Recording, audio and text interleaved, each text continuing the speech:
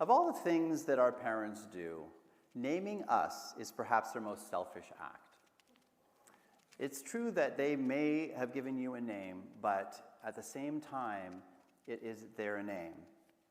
There's a lot of power in names. There's a lot of research that shows the impact of names, from what they say about your social and economic status to the impact of liking a particular name.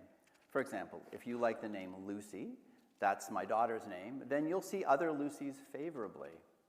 My last name is Djwa, so I get Djwa, Djwa, Jawawa, Chihuahua. There's a lot of research that shows that people can react to you negatively if they can't pronounce your name easily. These are important things to consider. My father was born in Purworejo, Central Java, Indonesia. My family is Indonesian with Chinese heritage and Christian, like a minority of a minority. And minorities had a hard go of it in Indonesia. My family was targeted many times by the larger ethnic majority. Thousands of Chinese were killed. Our Chinese name made us a target. My name is a Dutch spelling of a Chinese name, but what was the original name? Well, we think it might be, through research, Djwa, which is a Hanyu Pinyin transliteration of the 10th most common surname in China since the Yuan dynasty. But that's an educated guess because the original name has been lost. And in the 1960s, the Indonesian government made all of the Chinese Indonesians change their name to a more Indonesian name. So Djwa became Djwanda. But my father had left the country by then. He left much of his old life behind. He left his Chinese first name, Jinkyo, and used his Christian name, Peter, when he arrived. Such an interesting story to imagine leaving all of your past behind. Then my father met my mother in 1957 in Toronto at a Christian summer camp. My mother comes from a long line of Canadians, and she was born in St. John's, Newfoundland. They marry in 1958 after my dad, who's moved to British Columbia, writes my mom to ask for her hand.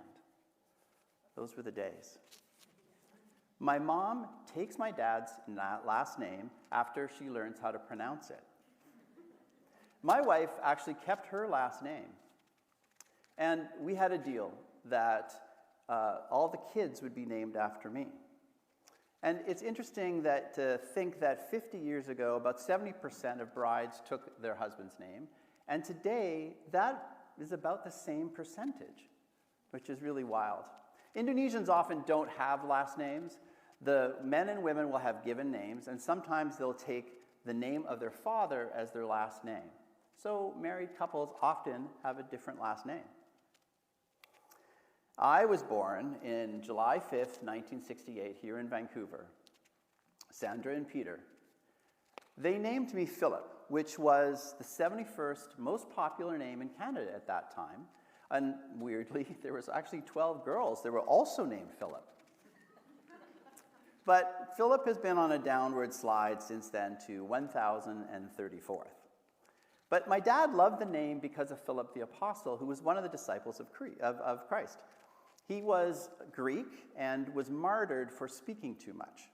And he was also the patron saint of hat makers and pastry chefs. My mom liked the name Philip for an altogether different reason. She loved the book As for Me and My House by Sinclair Ross, in which Philip is a minister who is also the unfaithful husband of Mrs. Bentley, the narrator. And Philip, the root of it is to love, like philanthropist and philosopher and philanderer, bibliophile and audiophile and pedophile. Philip itself means lover of horses, which unfortunately I do not. So Philip is a combination of a loquacious, horse-loving, pastry chef-making hat maker and a philandering minister. This is not helping. Anyway, I grew up in a white, middle-class neighborhood where the only other Chinese family was the Yips. I learned a lot of Chinese traditions from them. I also learned that my name, Djwa, isn't Chinese for Chinese people, and white people can't spell or pronounce it. The writer Elamin Abdul Mahmoud says that while his name may be a burden for his child, every time she's asked to spell it, it will remind her of her heritage, the sting of lineage, the gentle hand of ancestry, that our blood is from elsewhere. Abdul Mahmoud says that we cannot be indifferent to names. Names are alive, and they ask things of us, and sometimes what they ask is hard. My dad spoke English, Japanese, Javanese, Dutch, Chinese, and Bahasa, the main language of Indonesia.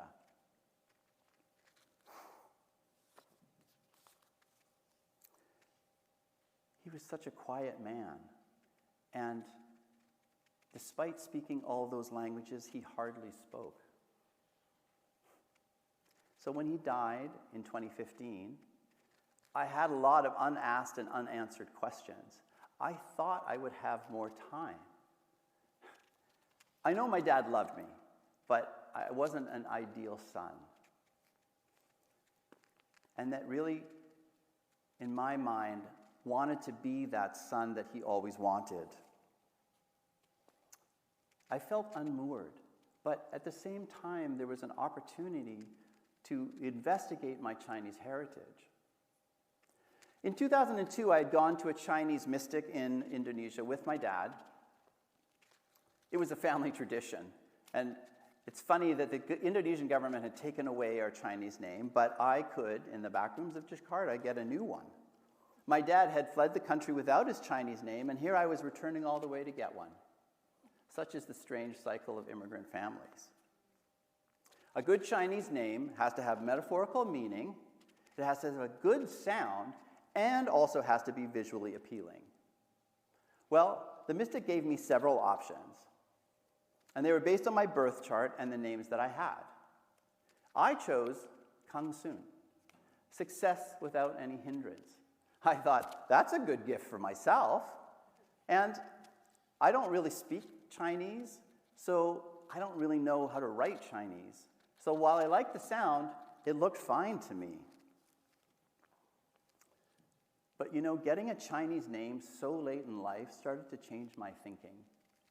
You know that feeling when you have a comfortable sweater and it begins to fray and wear out? You want to keep wearing it, but it just doesn't seem to work. That's what happened with me and my name. I didn't know how, but I knew that I needed to leave my name Philip behind, the name that I'd had all my life. So I started trying to use Kang Soon instead of my birth name. I called my friend Nova. She lives in Brooklyn, New York. And I said, what should I do? She said, well, she had changed her name a few years earlier, so she said, you need to sit with it for a while. Maybe share it with a few friends that are close to you. And then before you legally change it, just really make sure you own it and make sure that it's a fit. Then at lunch, when I was trying to use my Chinese name, with my friend Susie, she asked me, are we still friends? What? Yeah, of course. Why? She said, well, maybe you're starting over, like from scratch, you know, a blank slate. And I realized that for some people, changing your name means taking all of your past and rejecting it. But Kang Soon doesn't feel like me. I try using it, and then I try using Kang like Kung Fu, but the name sank like a stone.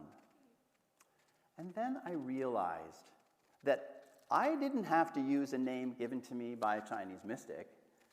I could be my own mystic. I could choose my own name. Why not? I'm old enough. It's an important thing to realize that I had agency in my own life. Change your name, change your destiny. So I started to look for a name. And I thought, well, how do people name babies? baby name generators. You just put in some criteria, you hit a button, and presto, names appear. Now, I didn't want a name that was common, though. I didn't want to go through all this trouble and then be Colton or Brad. I mean, if I'd want to do that, I could have just used my middle name, John. But John Djwa wasn't for me. So I started with science fiction generators. The Star Trek option, because I'm a nerd, gave me Sava. I liked that. That was simple, and it didn't have that hard K as in Kung. And there was even a superhero name generator, but that showed me that I didn't need a strongly typed male name. I could be gender-free. And there was also cultural names, and I played around with some of them, but I realized that I didn't want a name from a culture that I wasn't part of.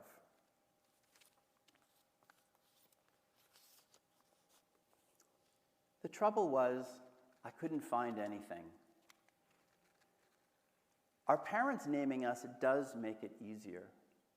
When you name yourself, you're imposing a meaning. You're giving yourself a definition that you have to live up to. You don't want to let your chosen name down. And I realized something else as well. There's a part of me that's always been me.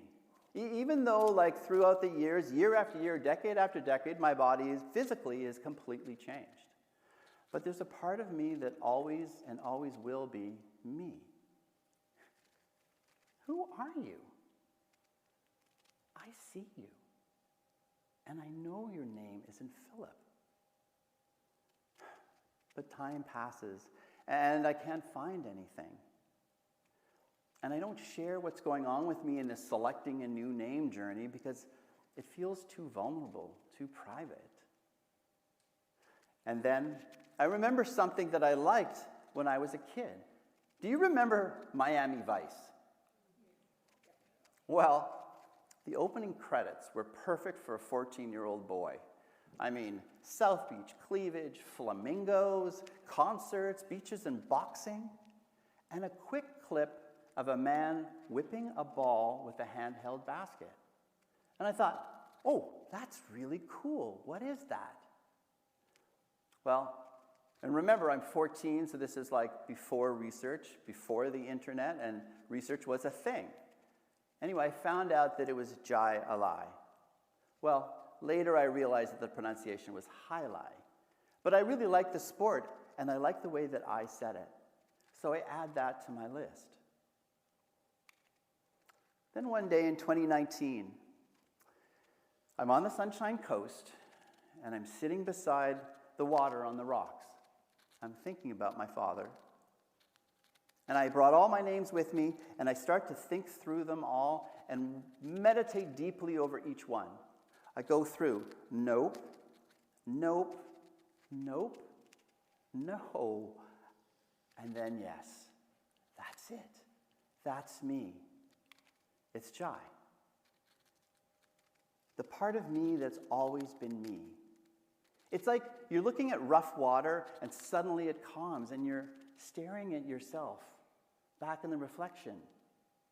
I see you, and that's who you are. And like a good Chinese name, I like the way that it sounds and I like the way that it looks.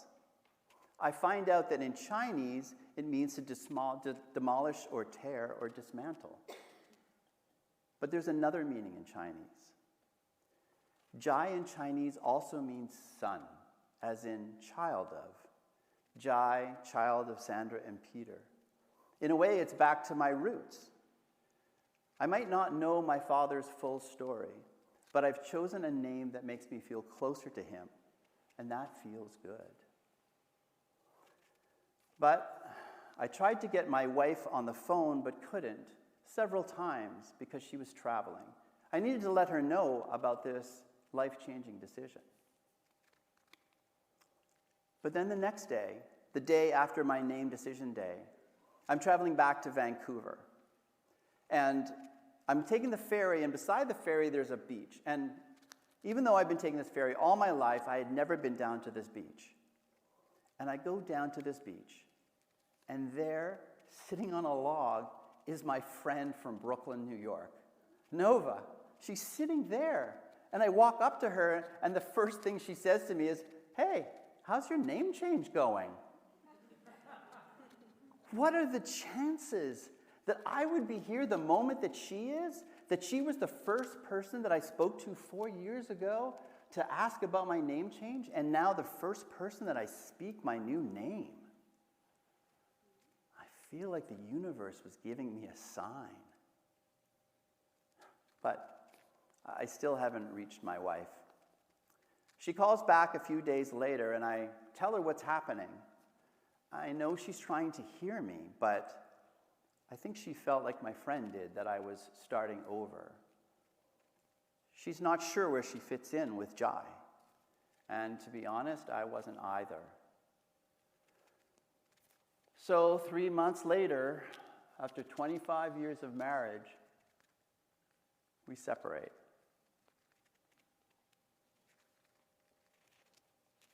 Identities aren't fixed. They're fixed to us, and we can fix them by changing them. Sometimes changing your name is making a political statement or escaping family, trauma. Maybe you're trying to be part and closer to a part of your family that your birth name doesn't reflect. Or maybe even changing your gender. There are so many possibilities. Thinking about that now, I realize that your name is your identity. Change your name, change your identity.